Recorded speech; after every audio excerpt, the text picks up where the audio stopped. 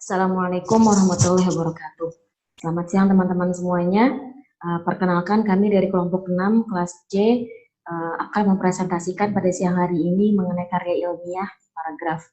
Yang dimana pada pelajaran bahasa Indonesia ini dosen pengampunya ialah Ibu Danisa Citra Utami.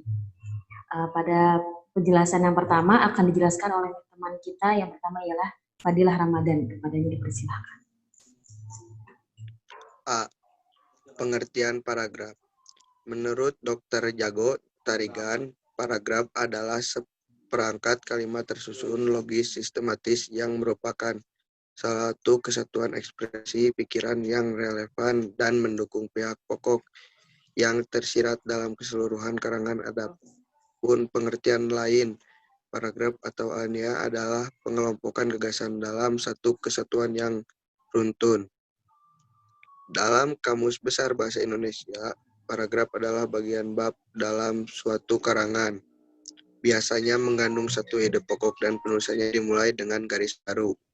Menurut penganalisaan beberapa sumber yang memberikan keterangan tentang paragraf, maka dapat disimpulkan paragraf adalah kesatuan kalimat yang mengandung gagasan yang tersusun secara sistematis.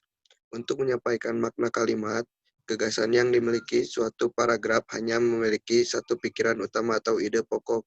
Ide pokok ini merupakan gagasan utama dari kalimat yang dibuat oleh pengarang. Dengan demikian, kalimat lain yang disertakan dengan paragraf merupakan kalimat penjelas. Pikiran utama yang dapat diletakkan di awal dan akhir kalimat, dapat menggunakan pola deduktif dan pola induktif. Pola deduktif adalah pola yang menempatkan pola pikirnya di awal paragraf, sedangkan pola induktif adalah pola yang merupakan pola pikiran di akhir paragraf. B. Tujuan penulisan. Berdasarkan latar belakang dan rumusan masalah tersebut, maka tujuan penulisan makalah ini adalah 1. Untuk mengetahui mengenai paragraf secara umum yang sering digunakan dalam kegiatan karya tulis. 2. Untuk mengetahui hal-hal yang berkaitan dengan paragraf itu sendiri, mulai dari pengertian paragraf, struktur paragraf, unsur syarat sebuah paragraf, teknik pengembangan paragraf, dan macam-macam paragraf. B. Unsur-unsur paragraf. Ialah beberapa unsur yang membangun paragraf sehingga paragraf tersebut tersusun secara logis dan sistematis. Unsur-unsur paragraf yaitu ada 4. 1. Topik atau gagasan utama. Topik atau gagasan utama yaitu unsur yang paling penting karena unsur inilah yang menjadi jiwa atau isi dari keseluruhan paragraf. Unsur-unsur ini biasanya berupa masalah atau gagasan pengarang yang ingin disampaikan kepada para pembaca. 2. Kalimat utama. Unsur pembangunan paragraf yang kedua adalah kalimat utama. Kalimat ini adalah kalimat yang mengandung suatu gagasan utama yang diletakkan secara tersirat. Kalimat utama adalah sebuah kalimat yang sifatnya umum. Hal ini dikarenakan supaya dapat dikembangkan kembali dengan kalimat-kalimat penjelas. 3. Kalimat pendukung. Kalimat pendukung yaitu suatu kalimat yang mendukung gagasan-gagasan penjelasan. Kalimat ini mempunyai fungsi untuk mengutamakan atau mendukung gagasan utama yang ada pada kalimat utama dengan cara memberikan data berupa fakta, contoh, opini, dan lain-lain. 4. Transisi. Supaya menjadi sebuah paragraf yang padu, kalimat-kalimat di dalam paragraf disusun dengan menggunakan transisi atau konjungsi. Ada 2 macam konjungsi yang bisa dipakai, yakni konjungsi antar kalimat dan konjungsi intar kalimat. Konjungsi antar kalimat yaitu sebuah konjungsi yang menghubungkan antara kalimat-kalimat yang ada di dalam paragraf. Contohnya yaitu lagi pula, oleh karena itu, terlebih, dan lain-lain. Konjungsi intra kalimat yaitu kata sambung yang menghubungkan antara induk kalimat dan anak kalimat. Contohnya yaitu dan, tetapi, karena, agar, dan lain sebagainya. 5. Penegas. Unsur terakhir yang dipenegas, unsur ini tidak terlalu penting di dalam sebuah paragraf. Keempat unsur ini tampil secara bersama-sama atau sebagian. Oleh karena itu, suatu paragraf atau topik paragraf mengandung 2 unsur wajib, yaitu kalimat topik dan kalimat pengembang. 3 unsur atau mungkin 4 unsur. C. Syarat paragraf. 1. Kesatuan. Kesatuan paragraf ialah sebuah kalimat yang membangun paragraf secara bersama-sama, menyatakan suatu hal atau suatu tema tertentu. Kesatuan di sini tidak boleh diartikan bahwa paragraf itu memuat satu hal saja. 2. Kepaduan.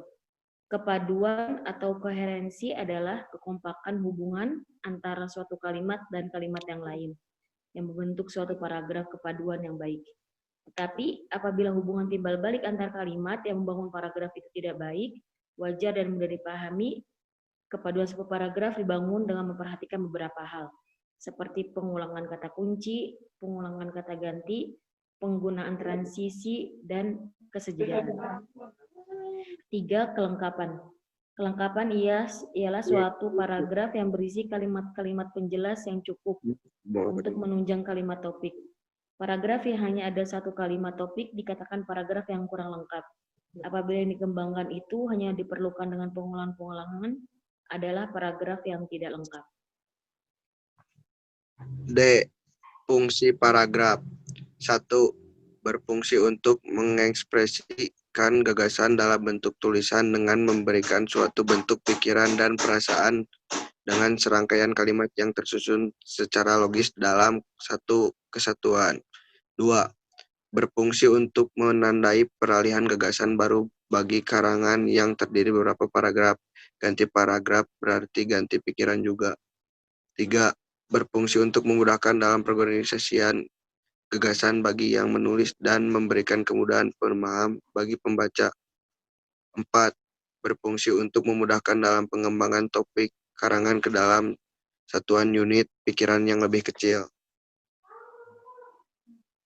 Ciri-ciri paragraf. 1.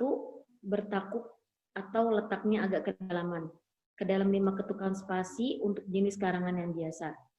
2. Paragraf menggunakan pikiran utama yang dinyatakan dalam bentuk topik. 3. Kalimat topik dan selebihnya adalah kalimat pengembang sebagai fungsi penjelas, menguraikan ataupun menerangkan pikiran utama yang terdapat dalam kalimat topik. 4. Paragraf menggunakan pikiran jelas yang dinyatakan dalam kalimat penjelas.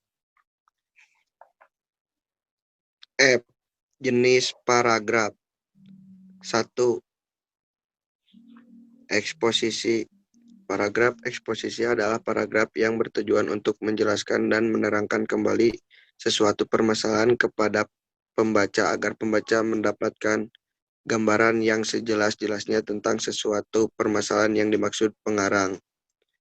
Karakteristik paragraf eksposisi memiliki ciri-ciri yaitu A. Bersifat non-fiksi atau ilmiah. B. Bertujuan menjelaskan atau memaparkan. C.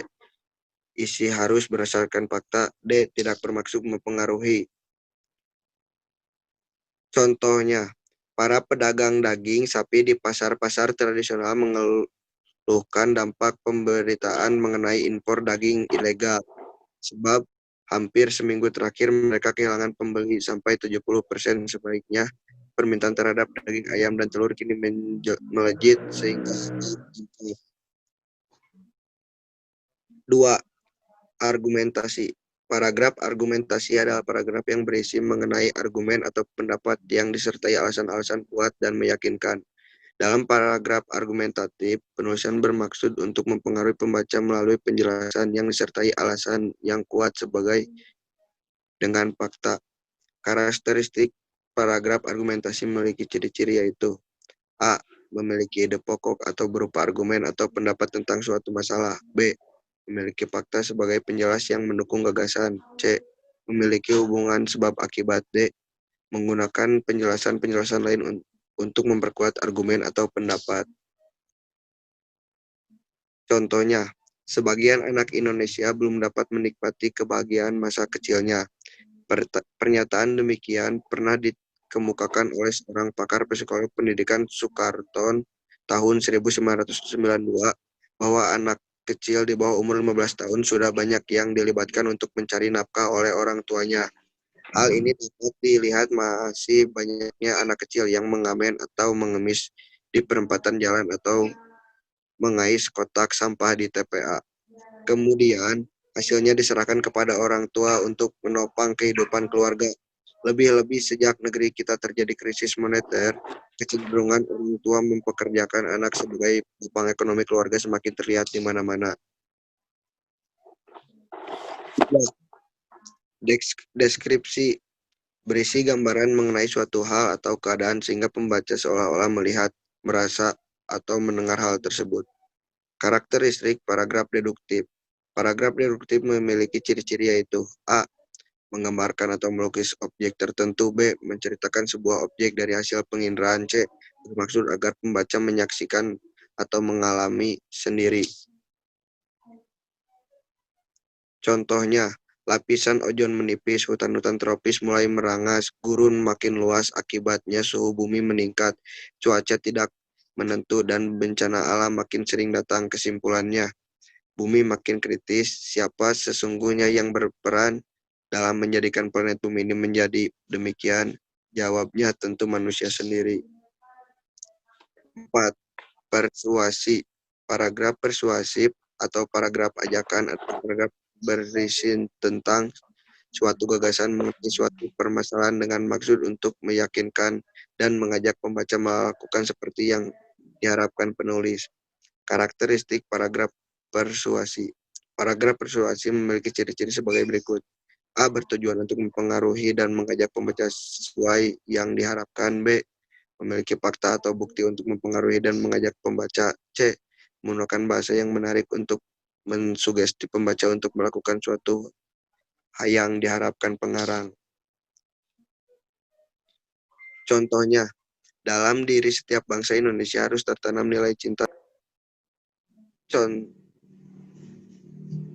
Contohnya, dalam diri setiap bangsa Indonesia harus tertanam nilai cinta terhadap sesama manusia sebagai cerminan rasa kemanusiaan dan keadilan. Nilai-nilai tersebut diantaranya adalah mengakui dan memperlakukan manusia sesuai dengan harkat dan martabatnya, menggampangkan sikap tenggang rasa dan nilai-nilai kemanusiaan.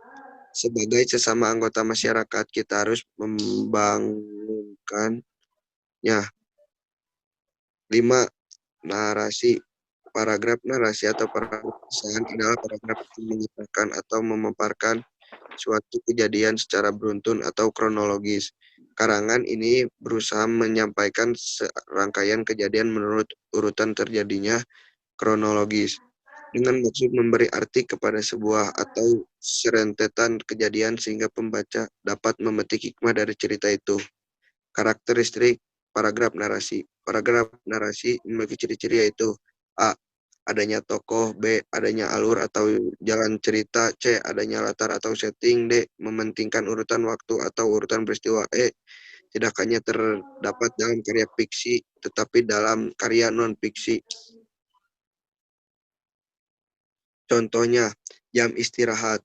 Roy tengah menulis sesuatu di buku agenda sambil menikmati bekal dari rumah. Sesekali kepalanya menengah ke langit-langit.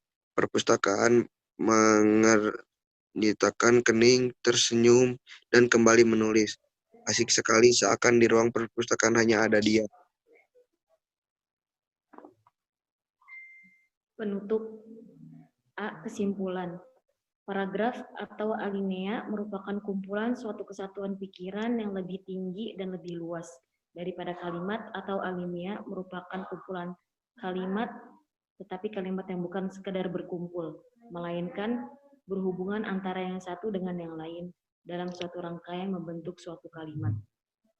B. Kritik dan saran. Dalam membuat suatu paragraf yang terdiri dari beberapa kalimat, harus mengetahui dahulu kalimat yang akan disusun, yang akan menjadi paragraf tersebut.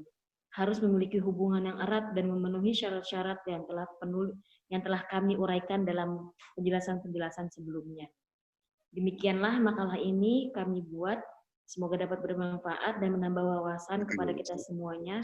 Mohon maaf apabila ada kesalahan ejaan dalam penulisan kata dan kalimat yang kurang jelas, baik dalam ucapan kami, baik yang kurang dimengerti, dan tentunya banyak kekurangan dan kelemahan karena terbatasnya materi dan referensi yang kami peroleh. Dan kami juga sangat mengharapkan kritik dan saran demi kesempurnaan makalah ini. Semoga makalah ini dapat diterima dengan Dan bagi teman-teman semuanya, kami akan membuka pertanyaan, 3 pertanyaan untuk pertanyaan yang tercepat. Dan kami akan menjawabnya dengan melalui WA group yang akan nanti kita laksanakan dalam pelajaran bahasa Indonesia. Kurang lebihnya kami mohon maaf. Wassalamualaikum warahmatullahi wabarakatuh. Waalaikumsalam.